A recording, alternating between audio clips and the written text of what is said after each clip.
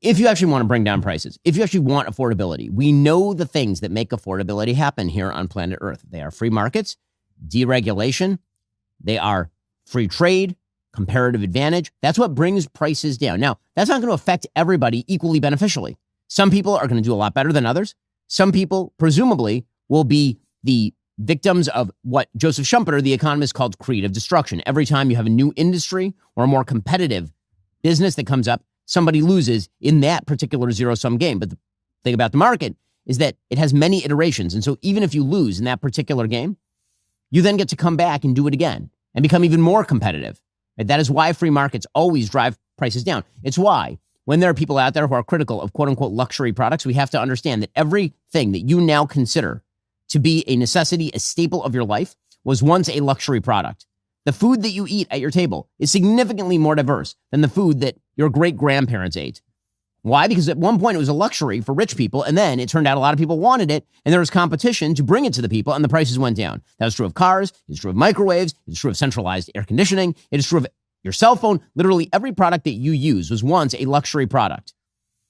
It's why when you go back and watch the old movie Wall Street, and you see Gordon Gekko walking around with a cell phone, and everyone's like, ooh, and it looks like a shoebox that he's holding to his head. And now every single person, including the poorest American, has a cell phone. Okay, that's what free markets do. But it seems that no one is even willing to argue for free markets these days anymore.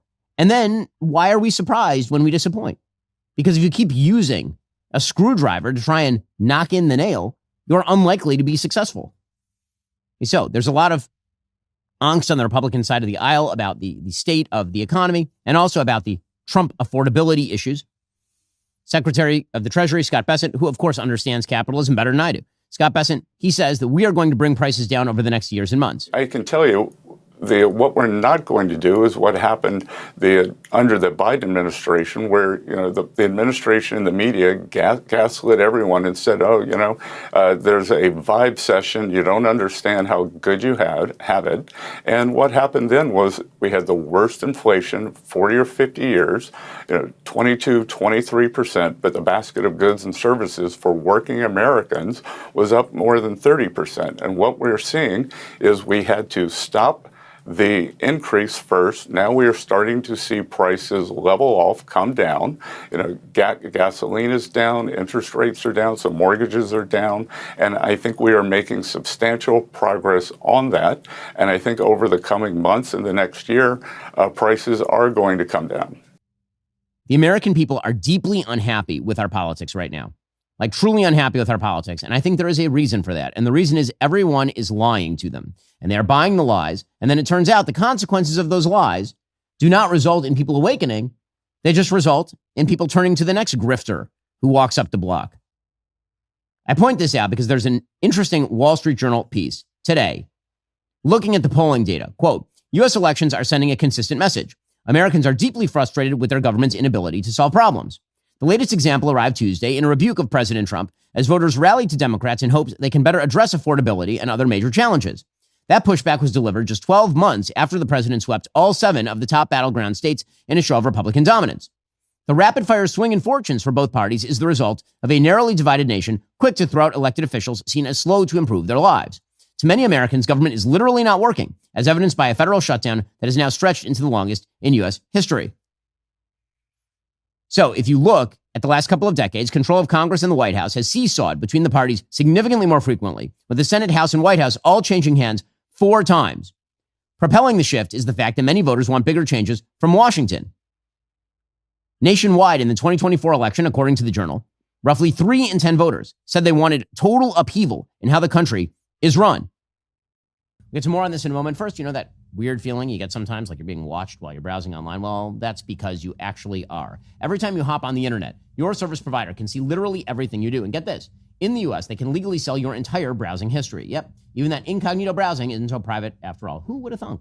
Well, that's why I started using ExpressVPN. It's a brilliant app that encrypts everything I do online and routes it through secure servers. Since I started using it, my internet provider can't see any of my browsing history, and that means they've got nothing to sell because they really don't have anything on me.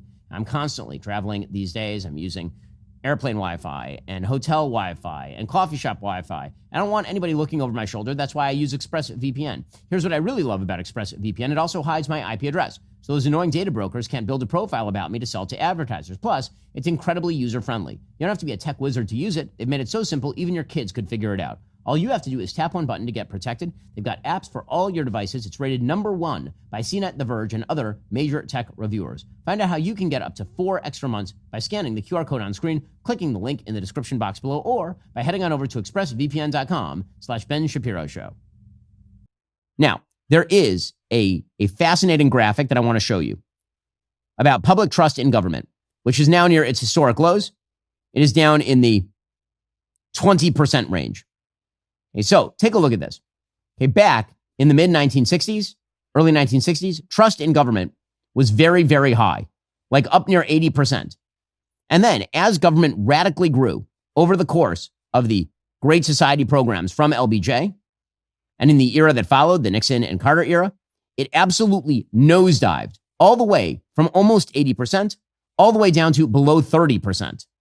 That's as the government grew. It's as the government became, quote unquote, more helpful to your lives, as the government intervened more and more and spent more and more. That is not a coincidence. As government grows, people expect more from the government. And when the government fails to deliver, they get disappointed. So during the 1980s, when Ronald Reagan said the government is not going to fix your problems, you're going to fix your problems, and I'm going to get government out of the way, trust in government went up again. You can see it in the polling data. It went from about 30% into the mid-40s. And then near the end of the 1980s, it started to decline again. It declined all the way until the mid-1990s. And then in the mid-1990s, something happened. What happened in the mid-1990s? The Gingrich Revolution. Bill Clinton started to make deals to cut the size and scope of government, including on things like welfare reform. And then trust in government started to go up again. It started to increase all the way up to 50% by about 2000. And then what happened? The government started to radically grow again under George W. Bush. People forget George W. Bush was not a fiscal conservative. George W. Bush was a quote unquote compassionate conservative.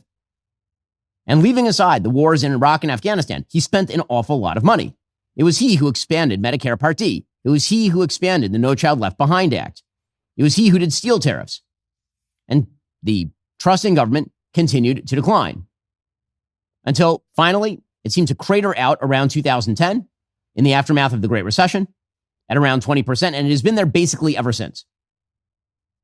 So for people who are big proponents of big government, I have a question. Explain this chart. Why is it that there seems to be an inverse relationship between the size and growth of government and trust in government? If government is so amazing at everything, if government is so great at everything, why is it that in the eras where government is cut, trust goes up, and in the era where government grows, trust goes down? Why is that happening? This is a deeply important point, really important, because you have politicians on both sides who are fully incapable of just saying the truth. They're afraid the American people will get angry at them if they say the truth. The truth is, the vast majority of problems in the lives of Americans are not solvable by the government. There are many problems created by the government, skewing of markets.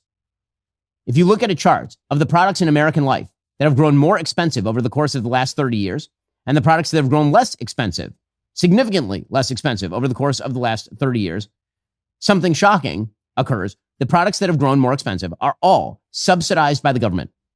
Education, college education, healthcare, health insurance, right? All these things have continued to go up because they are subsidized by the government, and the government skews the markets. And then there are, the everyday products you use, like your TV, like your phone, right? These things have all gone down. Your dishwasher, all these things are less expensive and better. Why? Because markets work to make things cheaper and more plentiful, and government makes things significantly more expensive by skewing the incentive structures. And yet no politician will say this. Every politician is doing a version of what Zoran Mamdani did in New York. It's why you see people on the right who are praising Zoran. Well, he said affordability a lot. I hear this a lot from people on the right. He did talk about affordability.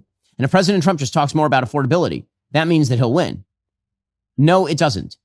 The party in power is going to be blamed for lack of affordability. The party out of power is going to claim that if you gave them power, they will solve the affordability problem by having more power. This is a race to the bottom in terms of centralized government control. But here's the thing. It doesn't get better. It doesn't get better. Because if each party pledges that they will expand government in ways and times of their own choosing, and then they fail, and then the other party just does the same thing, then trust in government is going to continue to crater. It's going to continue to go down. We need someone, for the love of Mike, we need someone to just say the truth. I can't fix a lot of these problems. You can fix many of these problems. The best thing that I can do is get out of your way. Deregulation, lower taxes, less government interventionism. Well, that's all for now, folks. Don't forget to like, subscribe, and comment your thoughts down below. Be sure to check out all of the other great content on my channel. I'll see you here next time.